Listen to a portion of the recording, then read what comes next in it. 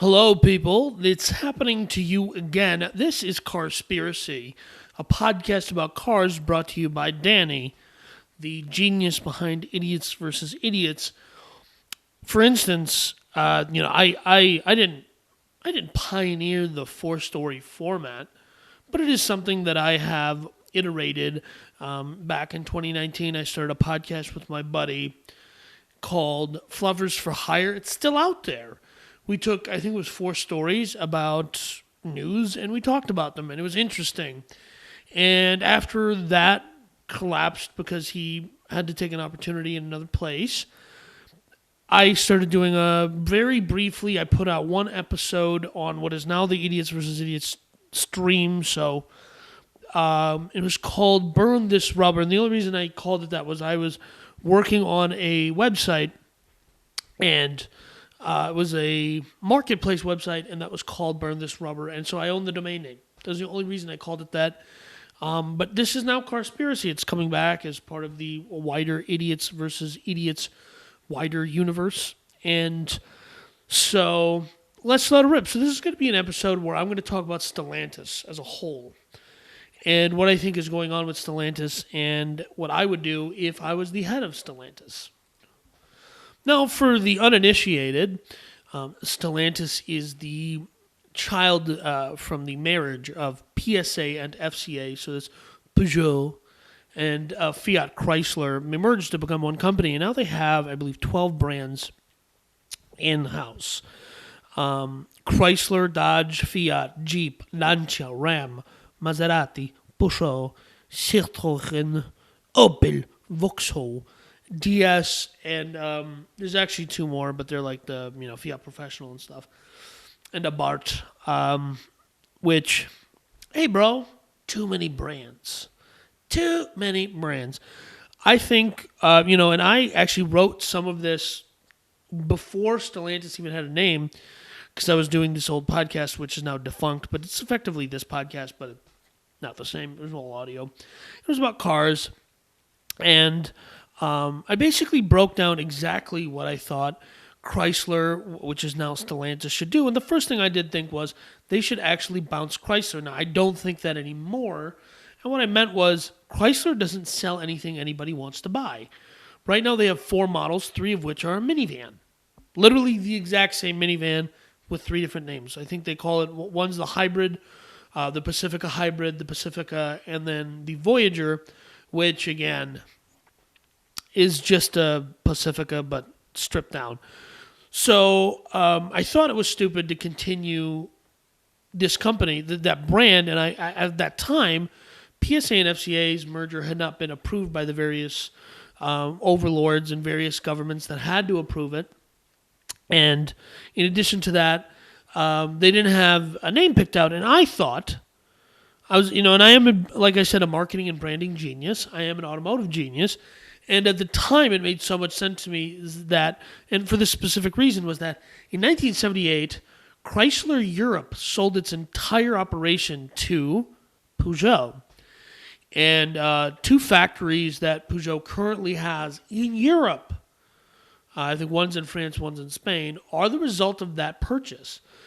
So I felt that at the time it made sense to just make Chrysler the holdings company, the Volkswagen, if you will, that owns all of this stuff.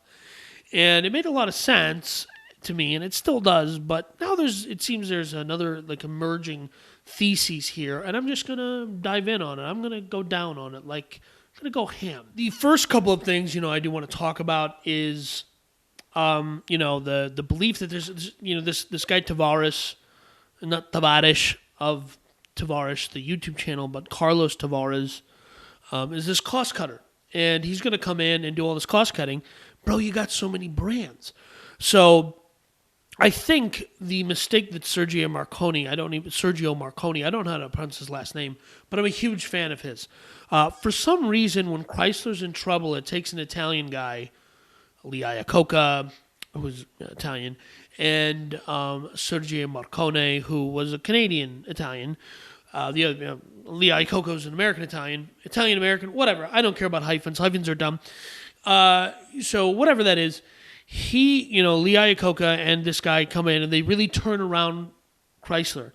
And he did something, I think he said like it was $50 or $40 that he said, we're going to improve the interior by $40 a vehicle, which doesn't sound like a lot, but there's a statistic, and these numbers are loose, but the essence of the moral of the story is there.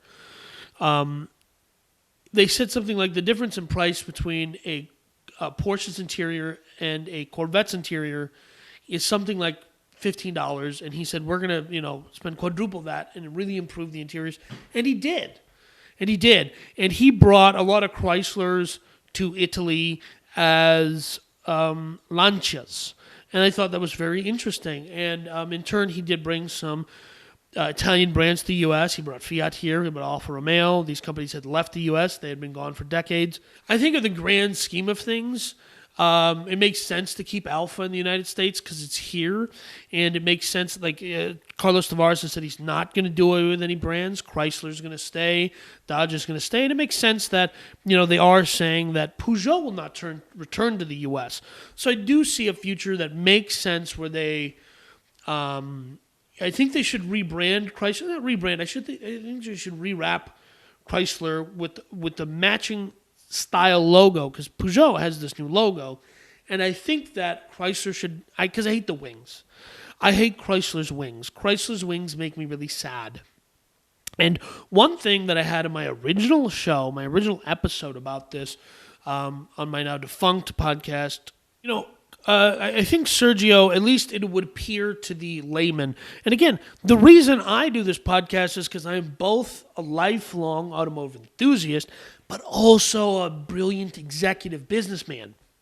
So I can come from a place of talking about things not strictly from the enthusiast perspective, which is silly sometimes, doesn't understand the business aspect of it, but I understand both the business and the enthusiast perspective. And also, I understand that, I think I'm in a unique position as a car guy that my dad isn't a car guy, a dad that I know and, respect and love dearly. And he's not a car guy. He's the opposite of a car guy. He's a cars are utilities guy. And I can understand how the business of building cars is about getting to those people who are like, cars are just a thing. For some people, it's a status symbol. I think Teslas are a status symbol for people, and I hate people who are status symbol car owners, and it's fine. If you want to own a car as a status symbol, this is America, God bless. But if that's who you are, but then confusing yourself for an enthusiast, because you're like, oh, dude, I love Lexus or Mercedes or whatever. You have the rappers, some rappers are car people, but a lot of rappers, and that's their business, right? That's the business they're in, is being show-offy. God bless. But if that's who you are, and you think that because you like showing off with your car, that makes you a car person, you're stupid. Am I knocking off how Chris D'Elia talks? Yes. Did I think he was going to bring his podcast back? No. Did he? Yes. Anyways, the first thing I think that, and listen, I'm the chiropractor. I'm going to come in, I'm going to align your spine, I'm going to heal Stellantis. And I think the first thing that Tavares needs to do, and I'm going to keep calling him Tavares, he needs to sit down and go, okay, we have this many brands, and it's just too many. But there's a logic here. And the logic I'm going to say is local brands, global models. I think there's only one global brand in the entire portfolio, and that's Jeep. I think there's some adjustments that can be made to Jeep that I think I see the direction they're going with it now, and it's the wrong direction. So I'll kick it off by talking about Jeep. Here's what I think needs to happen with Jeep. I think they need to replace the Renegade model name when they refresh the Renegade with a Patriot or something like that. And the reason I believe that is I think the Renegade should go back to being a trim, but like the Raptor. Like this is going to be the super off-road trim. And I think they should either, this is one of the few times in this podcast's long life will I talk about how I don't know that I don't have the answer, because I usually have the answer to everything, because again, I'm a genius. They either need to integrate Ram into Jeep, because when Fiat acquired a part of Chrysler and eventually the entirety, and they became one company. What ended up happening was they split up Ram into its own business, and I happened to have been working for a Dodge dealer at that time. The logic was Dodge and Ram becoming two separate businesses was kind of to give Dodge its own identity, but at the same time was to hedge against the future in which they stop making Dodges and they don't want to not have the trucks, right? They wanted to make sure that they could have Chryslers and they wanted to have trucks. And I thought that was dumb because nobody really, really wants a stinking Chrysler. Like Chrysler simply doesn't have the attention of the marketplace other than rental car companies the same way Dodge does. So I think the approach that Sergio had was we're going to have so many different brands and there's just going to be a handful of models, but collectively we build into one line. And I think that's maybe not the way to go. I think less brands, full lineups. And like I said, I think that Jeep is really the only full-size or full global brand. No, the thing that I think Jeep is doing wrong right now is they're launching the Wagoneer. They're calling the Grand Wagoneer. It's like a trim now. It's not a size thing. It's a trim, and they're going to probably come out with a Grand Wagoneer L. And it hurts my brain. It hurts my brain, okay? Because they have the Overland trim, which is supposed to be like their Denali luxury trim, which I think doesn't make sense. And I think a little later in the podcast, I'm going to talk about why they should move that trim over to Dodge. But I think they should, they should come up with something that's going to be their new, really classy, high-end trim level. So, for instance, at one point in time, Jeep was owned by Willys, as I mentioned, and it was also owned by Kaiser. So, if they bring back a Kaiser, maybe that Wagoneer, the Kaiser, something like that, right? And I think that they can build a exclusive luxury trim level that way. And I think going the direction they're going now, which is calling it the Grand Wagoneer, silly. Don't do that. Stop, please. It makes sense what they're doing with the bringing it at the mild hybrid, right? The 6.4 with the mild hybrid and the 5.7 with the mild hybrid and the 6.4. I love that. I think it's silly that they're basically effectively making Wagoneer its own thing. Basically what they're doing is they're turning Jeep into Land Rover. Now go over to a Land Rover dealership and look at the different models they have and explain to me how any of it makes sense. It doesn't. Listen, people are buying Land Rovers left and right. You buy a Discovery, it's its own thing. Then there's a Discovery Sport, but then there's a Range Rover Velar, and they're basically the same size, and I don't get the distinction. People are buying them. That's wonderful. But I think it's too complicated. So I understand where they're trying to go, and here's what I will say. Jeep has the capacity, and at this point they're selling this new Wagoneer is going to be six figures when it tops out, right? 111,000 in the U.S. I think this is Stellantis' only global brand. And I think in the U.S., every company that has owned Chrysler, well, not every, but a lot of companies that have owned Chrysler have tried to make Chrysler into this premium brand. And people aren't buying that Chrysler's a premium brand. They might think it's slightly nicer than a Dodge, but I really do think that they can create a situation where Chryslers are going to be rebadged at Peugeots, and Dodges are going to have more rear-wheel drive sporting orientations. And also, like I said, when it comes to Jeep, there should be this GMC type thing where they're building pickups because people are paying big money for Dodge Ram luxury models. People are paying huge money for Jeeps.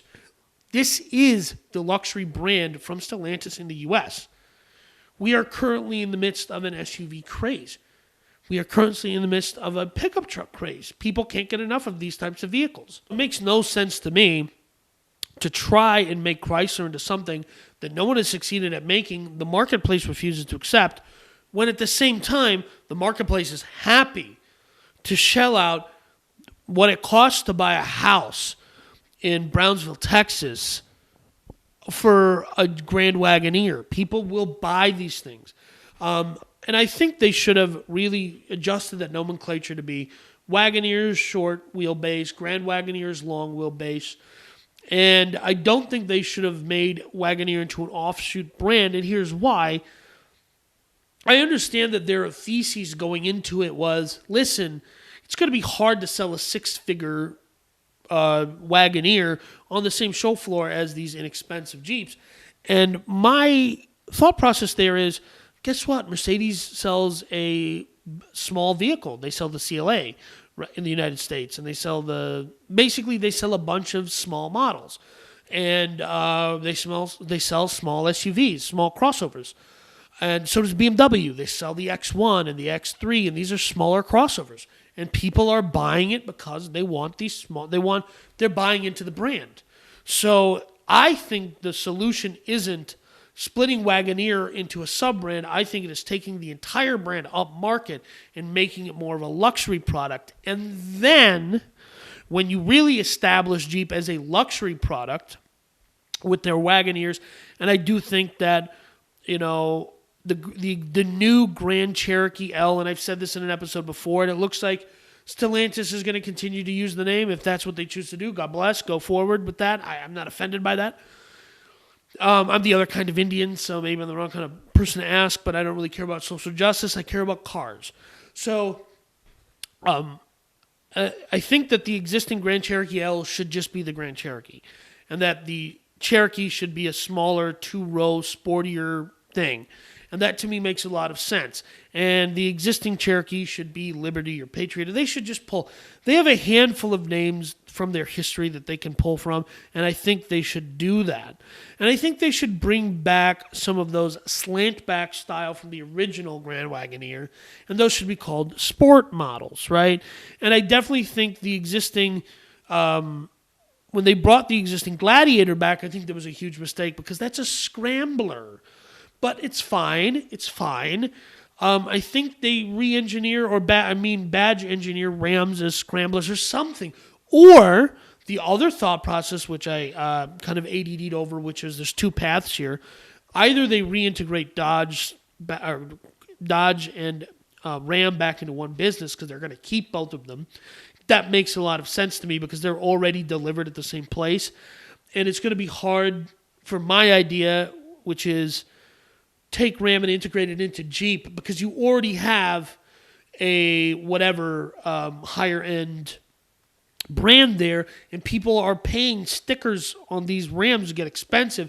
And then you go and you revive maybe the Dakota name on the larger, quarter ton and series up trucks, even though that doesn't make sense, and that's fine, and I have a solution to that. But I do think that there is room to bring large full-size pickup trucks to a luxury brand called Jeep.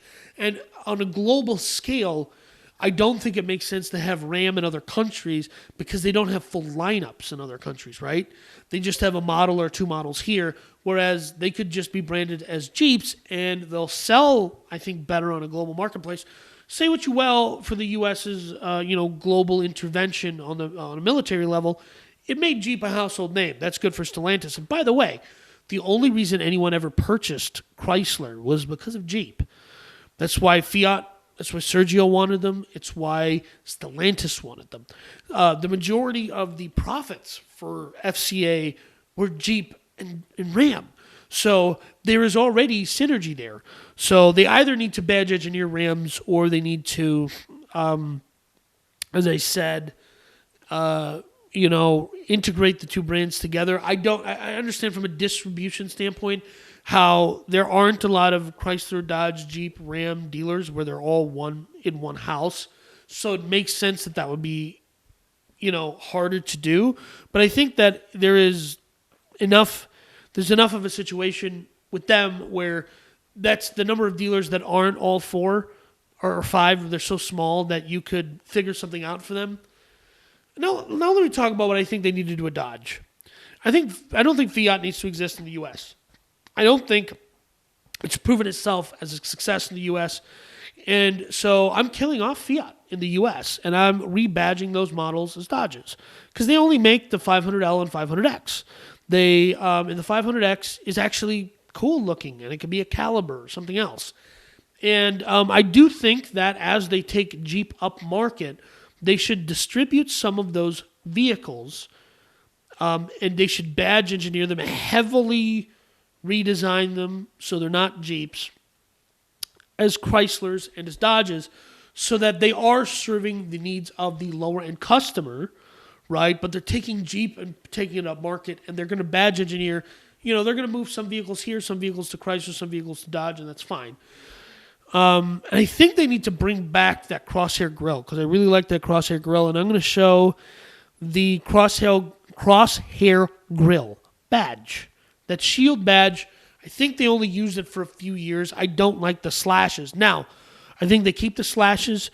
I think they use a single slash for the RT, a double slash for the SRT, and anything that's faster than that, 3 slashes.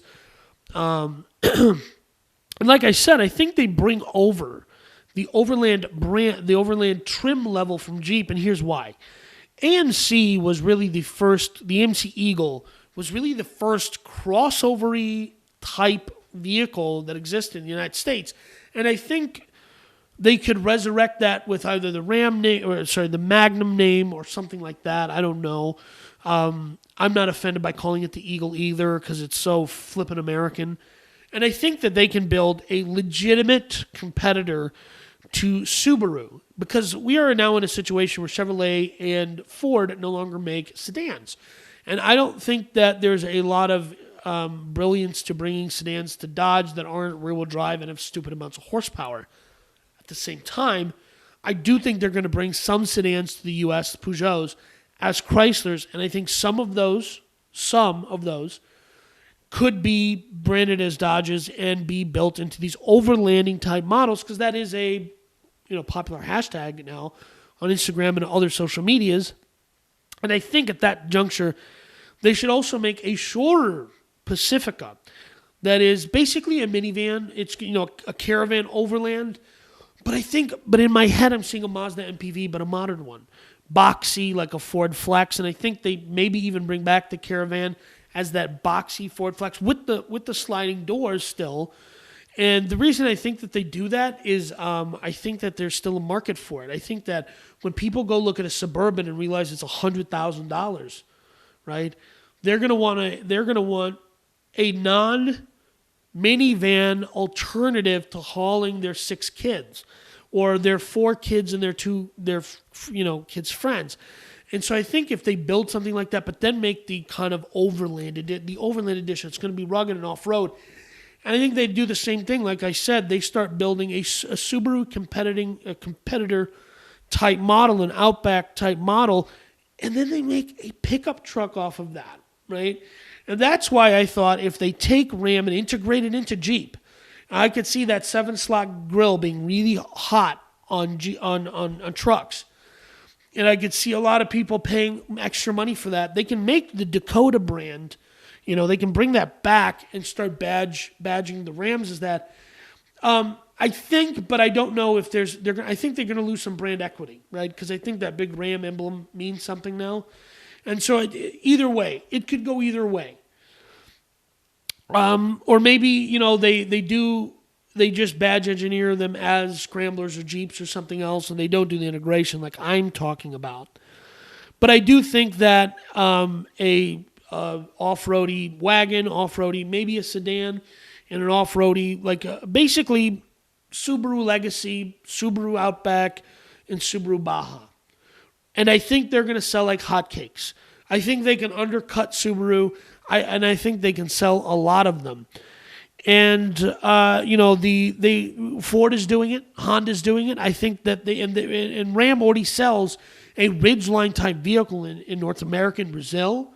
I think that that's going to serve them very well in the U.S. And the last thing, I think they can figure out a way, because they've already figured out how to sell 800 horsepower Dodge Challenger Demons. I think they can figure out how to retrofit a Viper. It's going to take some doing. Not saying it won't.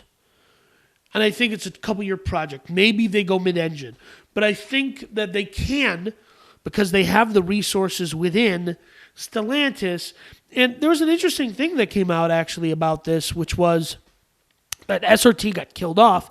What happened is SRT as a brand or as an office was split up, and they were integrated into the business. But the trim level is still going to exist. So just chill out, right? And And the other thing that they need to focus on, obviously, and if I was there, I would focus on, is customer satisfaction. Now, I know a gal who works for a large dealer group in Minnesota and books service.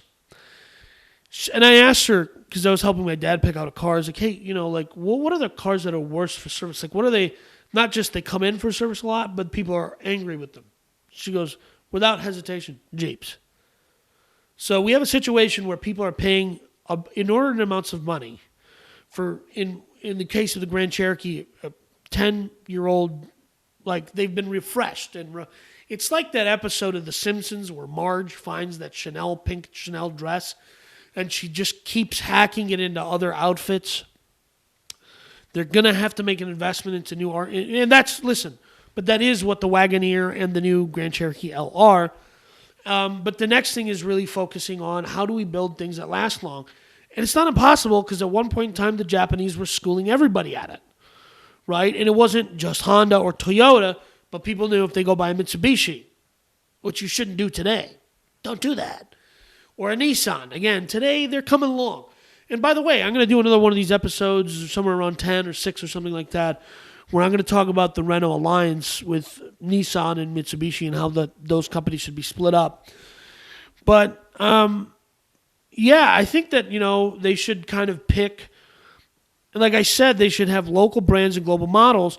And I think they should align those local brands, with the exception of Jeep, where they kind of do similar branding. So the logos have the same shape. Maybe they have the content of the logo is different, but they have the same shape. So you can hot swap badges, which is why globally Kia's had this this oval badge, is because at one point in time they were badge engineering the Ford Festiva.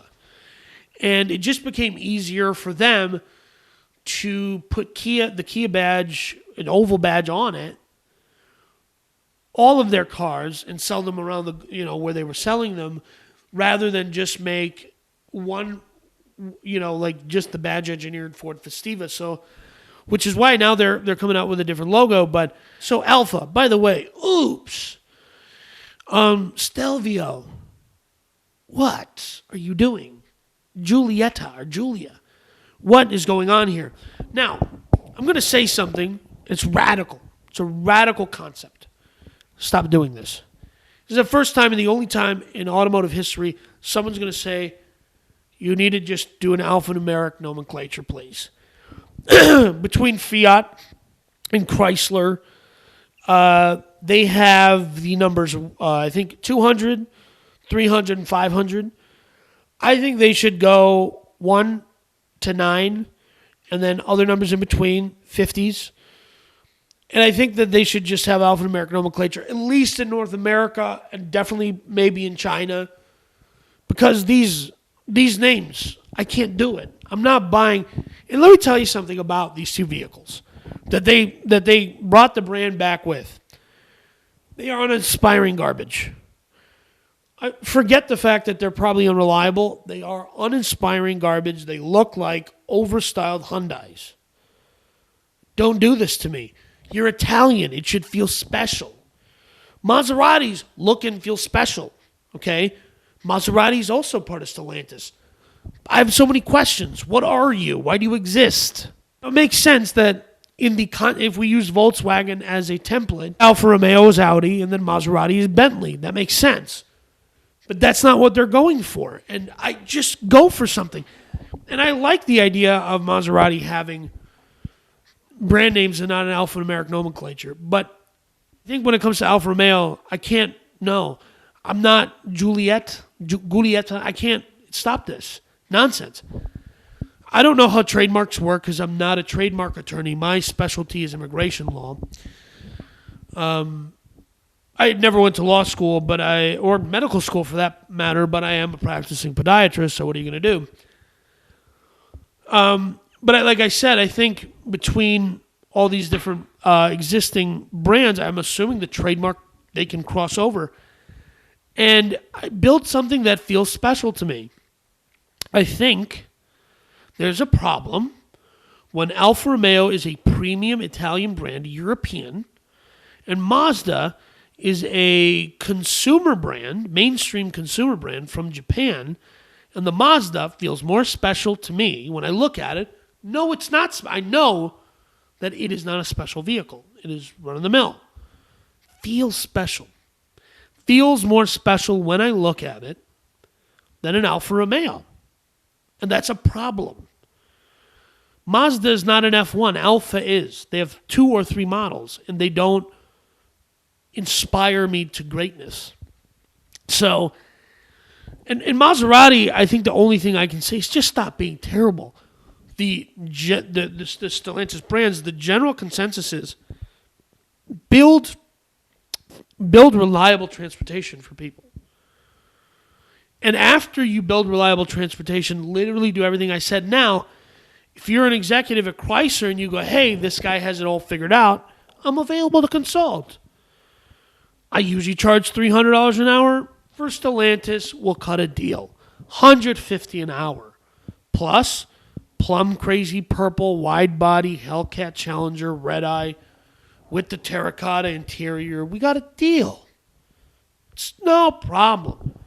I'm just saying that you need me. So in conclusion, okay, this is the longest episode of Carspiracy ever. In conclusion, me, car genius.